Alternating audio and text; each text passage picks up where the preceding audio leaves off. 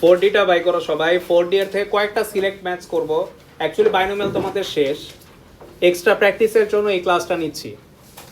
Binomial কিন্তু আর নতুন concept নাই, আমরা কি অ্যাপ্রক্সিমেশন শিখছি না, ওই পর্যন্তই লাস্ট, ওইটাই লাস্ট টপিক ছিল। কনসেপ্ট কাভার করার কিছু নাই, এক্সট্রা প্র্যাকটিসের জন্য আর একটু ম্যাথ করতে চাই 4D থেকে। তোমরা 4E শেষ করছো না, লাস্ট এক্সারসাইজ শেষ করছি না, আজকে 4D থেকে কয়েকটা ম্যাথ দেখতে চাই। আচ্ছা, 4D এরও আমি লাস্ট থেকে শুরু করতে চাই, যেরকম 10 নাম্বারটা, একটু ডিসেন্ডিং অর্ডারে যাই। 10 নাম্বার কোয়েশ্চেনে বলছে 1 plus x whole to the power 30, the coefficient of x to the power 9 is p, x to the power 10 এর coefficient is q। কোয়েশ্চেনে বলছে q বাই p বাই করো, কি বাই করো, q বাই, নীরব দেখতেছ, কই দেখতেছ, তুমি তো মোবাইল দেখতেছ, তাই নাকি, আধুনিক হয়ে গেছে অনেক। আচ্ছা দেখো, কিউ বাই পি মানে কি, তোমার ফার্স্টে এক্স টু দি পাওয়ার 9 এর কোএফিসিয়েন্ট বাই করতে হবে, এক্স টু দি পাওয়ার 10 এরও দুইটার কোএফিসিয়েন্ট বাই কইরা কিউ কিউ এর জায়গায় দিবা, পি পি এর জায়গায় দিবা, ডিভাইড করার পর যে অ্যান্সারটা আসবে ওটাই আমার অ্যান্সার। তাহলে আমার মেন টার্গেট পি বাই করা, আর পিটার ডেফিনেশন কি, পিটাকে এক্স টু দি পাওয়ার 9 এর coefficient, কিউটাকে x to the power 10 এর কোএফিসিয়েন্ট। এখন কথা হচ্ছে আমার পাওয়ার তো বিশাল, পাওয়ার কত 30, তাহলে তুমি কি C0 C1 করতে করতে একদম C30 পর্যন্ত যাবা, এক্স্যাক্টলি আমার কোএফিসিয়েন্ট বাই করব। X to the power 9 coefficient by করতে হইলে সি কততে যেতে হবে, 8 আর ইউ শিওর 9, টার্ম নাম্বার হচ্ছে 10 যেতে হবে, টার্ম নাম্বার হচ্ছে 10 এ যেতে হবে, কারণ C0 সহ কাউন্ট করলে আমার টার্ম নাম্বার হচ্ছে 10, but x to the power 9 gain করতে হইলে সি টু দি পাওয়ার 9 ই নিতে হবে। তাহলে ফর দ্য কোএফিসিয়েন্ট অফ, কই লম্বা, n c 9 a to the power 9 minus 1 b to the power 9 না, a কি এটা, b এটা না, একবারে হিসাব করতেছে। n এর ভ্যালু কত 30, c9, a কত 1, 1 হইলে তো পাওয়ার দেওয়া লাগে না, কত ছোট হয়ে যাচ্ছে, এর ভ্যালু 1 না মাবরুর, এর পাওয়ার স্কিপ করলে সমস্যা আছে, শুধু বি লিখলে হবে, বি কত x টু দি পাওয়ার 9, এই যে এই জায়গাটাই তো আমার P, right, x to the power 9 এর কোএফিসিয়েন্টে কি পি না, তো 30 c9 ক্যালকুলেটর প্রেস করো, কত আসে, অনেক বড় অ্যান্সার আসে আই গেস। আস্তে আস্তে আস্তে আস্তে 1 1 4 3 0 7 1 7 1, 5 0 এটা হচ্ছে আমার কার value, x to the power 9 এর কোএফিসিয়েন্টকে কি রাখছে, তাহলে এটা পি। ফর দা, এবার আবার for the coefficient of x to the power 10, তাহলে আমরা কি বাই করব, 30c10 না, 30c10 করলে কি আসে 4 5 3 300 450 15, বাস এটা আমার কার ভ্যালু, কিউ। অ্যাকচুয়ালি এত প্যারা না নিয়া ডিরেক্ট পিটাকে তুমি লিখতে পারতা 30c9, কিউটারে তুমি লিখতে পারতা 30c10, শেষ। কি বলো, পারতা না, কারণ এটাই হচ্ছে আমার পি, এটাই হচ্ছে আমার কিউ।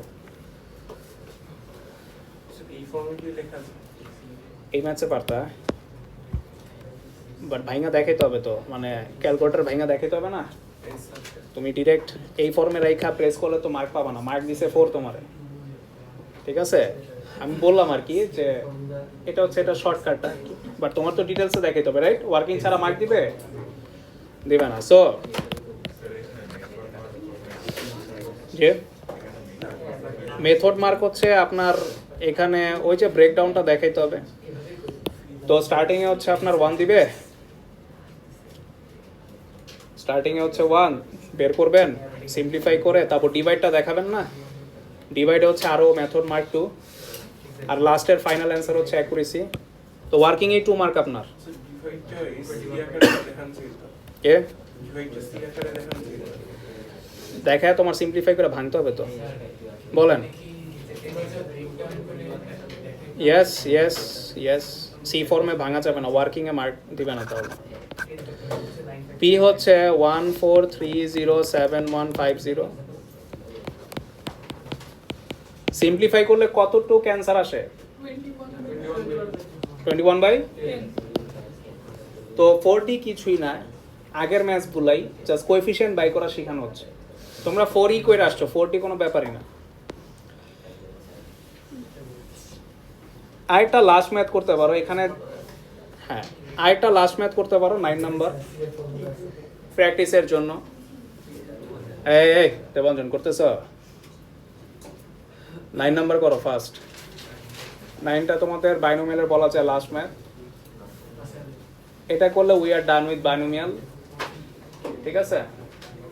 বাইনোমিয়ালে আর কিছু নাই। প্র্যাকটিসের জন্য আমরা অ্যাসাইনমেন্ট দিব, ওইখান থেকে বাকি যেগুলা এই যে ধরো 8, 7 এগুলা তো অ্যাসাইনমেন্টে করবাই, তাই না? সেই ম্যাথগুলোই করবা।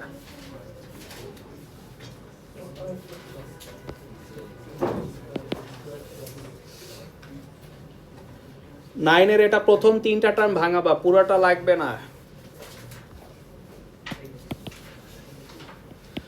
1 + px হোল টু দি পাওয়ার 15 বলছে ফার্স্ট 3 টার্ম ভাঙাইতে আমাদের ফর্মুলাটা কি ছিল? a to the power n nc1 a to the power n - 1 b to the power 1 nc2 a to the power n - 2 b to the power 2। 3টা term হয়ে গেছে না? প্রথমটা কি ফার্স্ট টার্ম, তারপরটা সেকেন্ড টার্ম, তারপরটা থার্ড টার্ম। এর বেশি লাগবে? এখানে একটা বেনিফিট নেওয়া যাবে। কিসের বেনিফিট? এর ভ্যালু কত? 1 না? এর ভ্যালু 1 হইলে এই পাওয়ারগুলো কি করা যাবে? ইগনোর করা যাবে।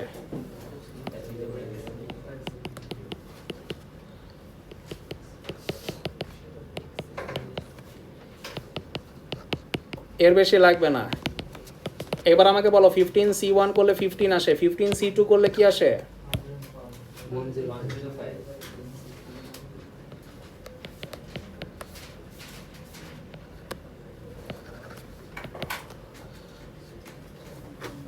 পার্ট এ আচ্ছা এটা 15 না, সরি এটা স্কোয়ার হবে। পার্ট এ ডান। কই এক্স আছে? পি, আচ্ছা পিটা দিয়ে পার্ট বি আসো। given that the expansion এত the coefficient of x is minus q, x এর কোএফিসিয়েন্ট কত? Minus Q. আর x স্কয়ারের কোএফিসিয়েন্ট কত? তার মানে কাহিনী বুঝো, এই যে x এর কোএফিসিয়েন্ট নাকি, এই যে দেখো আমি এখানে মার্ক করতেছি, x এর কোএফিসিয়েন্ট নাকি কার সমান? মাইনাস কিউ এর সমান। আর x স্কয়ারের কোএফিসিয়েন্ট কার সমান? 5q। তাহলে আমরা এখান থেকে অ্যাকর্ডিং টু দ্য কোয়েশ্চেন আমরা বলতে পারি 15p = -q, আর মাইনাস q এর পাশে পাঠালে q এর ইকুয়েশন ফর্ম করা যায়। আরেকটা সেকেন্ড ইকুয়েশন কি বলতে পারি? 105p² = 5q। হ্যাঁ হ্যাঁ হ্যাঁ, মাইনাস এর পাশে দিলে মাইনাস হবে, তো মাইনাস তো দিতে হবে, সরি মিস হয়েছে। ওকে, এটা কি সেকেন্ড ইকুয়েশন? এই দুটাকে সাইমultaneously সলভ করলে কি বের হবে? p and q, right? সাইমultaneously solve করে বলো, ওয়ার্কিং দেখাবা। p এর ভ্যালু কত, q এর ভ্যালু কত বলো।